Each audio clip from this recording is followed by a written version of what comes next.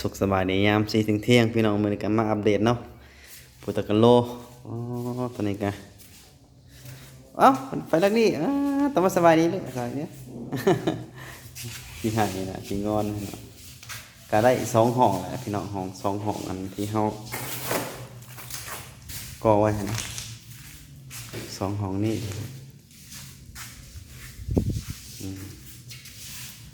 2ห้องแล้วก็ทั้งนอกก็แล้วก็ก่อห้องนี้พี่น้องก่อตะกันโลพี่น้องย่านบ่พออยู่พี่น้องตะกันโลเลย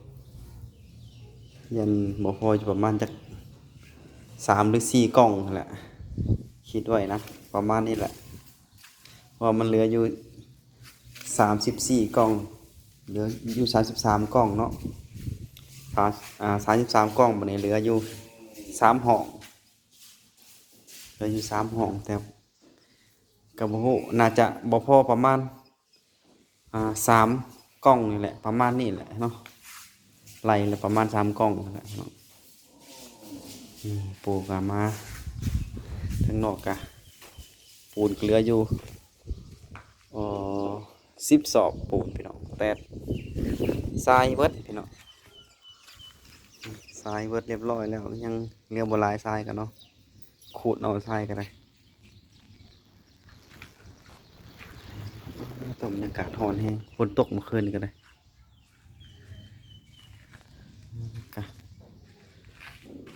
ขอนแล้วพี่น้องเหลืออยู่บ่หลายเนาะเหลืออยู่ประมาณ34กล่องตักโลกแล้วก็มื้ออื่นอาจจะหยุด2มื้อพุ่นแหละพี่น้องเพราะว่ามันมีงานบุญเนาะอยู่ในบ้านก็ไปก่อนพี่น้องก็ยังคิดว่าน่าจะบ่พอประมาณ3กล่องแหละประมาณนี้แหละพี่น้องเพราะว่าไหลเบิดแล้วเนาะประมาณ3กล่องบ่พอกะโลแล้วก็ทรายก็ยังเหลืออยู่บ่หลายพี่น้องก็บ่พอเนาะทรายคิดว่าน่าจะบ่พอปูนก็ยังบ่แน่เพราะว่าเหลืออยู่10 สอบพี่น้องปูนก็เดี๋ยวปูไปก่อนเพราะว่ามันสิบ่พอเท่าใดกันเนาะนี่อัปเดตล่าสุดเด้อมื้อนี้ก็วันที่9โอ้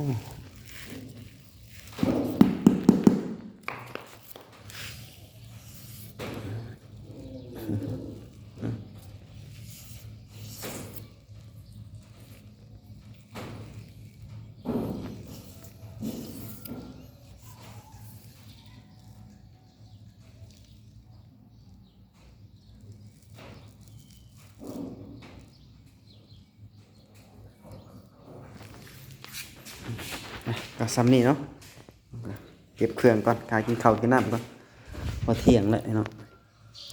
เดี๋ยวมื้อหน้าเขาว่ากันใหม่พี่น้องก็นี่ไก่แล้วพี่น้องใช่แล้วเพิ่นแล้วก็แก๊กอยู่กี่นี่มาเร็วมาแล้ว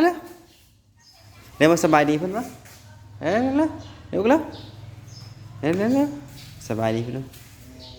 ขี้งอนพี่น้องน่ะให้แกนี่แก้ให้กินนี่เฮ็ดหยังว่ายังเป็นหยังฮะเป็นหยังอ๋อ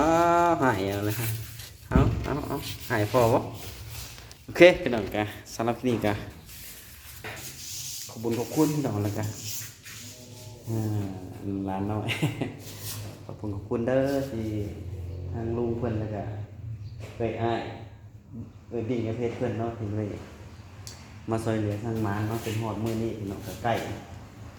เกือบสำเร็จแล้วพี่น้องเหลืออยู่ยัง90%พี่น้องเฮือนกันใกล้แล้วใกล้แล้วพี่น้องเหลือ10%พี่น้องประมาณนี้ก็10%น่าจะเสร็จสิ้นเนาะขอบคุณเนาะทางผู้รักผู้ใหญ่เพิ่นนะครับขอบคุณทุกคนที่เข้ามากดติดตามให้พี่น้องเพจก็บ่ค่อยลงพี่น้องก็โดนลงทุนนึงเนาะคลิปก็ได้อยู่ดีมีแฮงสุขทุกคนพี่น้องก็